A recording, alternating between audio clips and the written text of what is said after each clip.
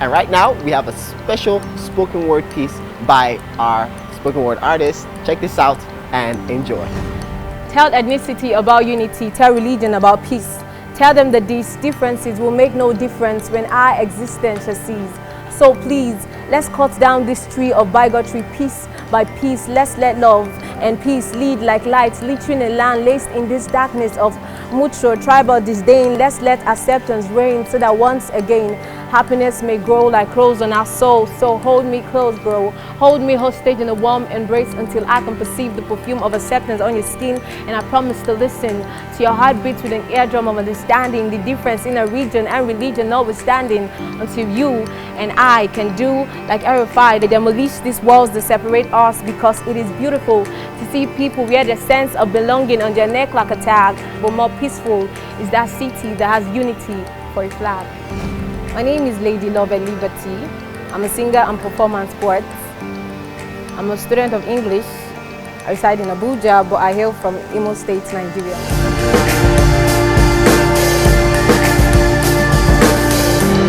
Okay,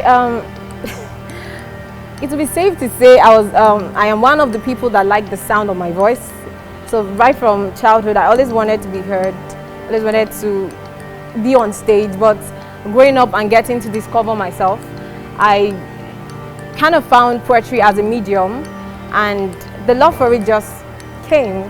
Poetry came about 2 years ago for me, even if I had been on it for a while, you know, as an art student.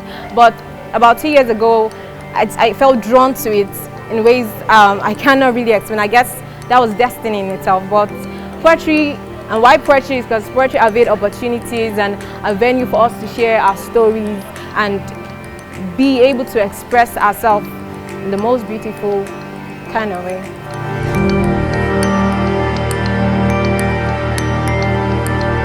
From the start, it was Jackie, Perry Hill, she's a Black American, Ezekiel.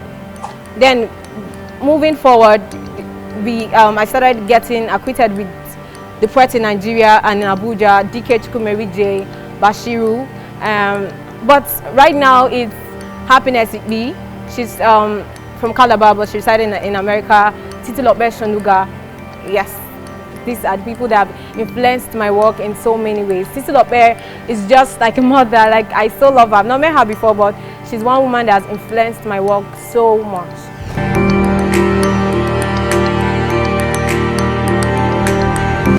Okay, I'm going to be sounding a bit religious, but knowing that poetry was a gift, and it's a gift, I seek to use that as a medium to preach Christ. Because, I know we don't like to say we are gospel poets, but for me, poetry, I am going to use it to speak Christ. It's going to be a form of ministry as much as profession, because leaving school, I intend to start a career in poetry.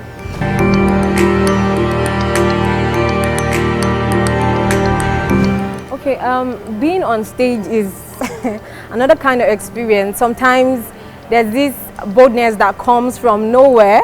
I guess you receive this strength and boldness. But for me, my first slam poetry competition I was all scared and all, but subsequently, but besides competition, I don't think I'm a shivering child on stage, and reaching out to many people you normally would not meet on stage, being able to speak to them, it's an honor. And this honor also produces and pulls up a strength in you, that you find a voice in yourself that you never knew you had.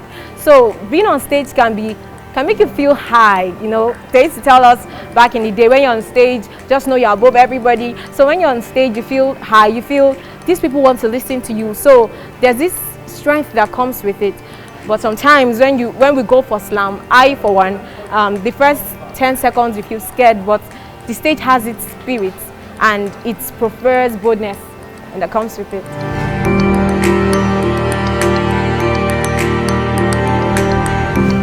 Poetry is a growing art form compared to others. It is budding, like more like an infant stage. However, we could help support it if we think it is worth sponsoring, if people can put their money in it, if they could take spoken word poets as ambassadors for a brand, if they can put in their money, host spoken word shows, just the way they do music arts. The truth is, we are nowhere. Okay, we are headed somewhere. Compared to other forms of art, it seems it's like a father and a child. However, we are growing because these days there are spoken word events up and down. About last month, from October to November, there was this festival in Lagos. There's one in Abuja. Abuja had its own in July, and Abuja Literary Society is hosting a slam in a week's time. They are actually putting up structures to support the art. However, businesses, brands, companies could actually put their money. Trust me, it's worth it. And spoken word is beautiful. It's beautiful in itself, and if it is giving the support it needs, one day it will start going head to head with other forms of art, music, dance, acting.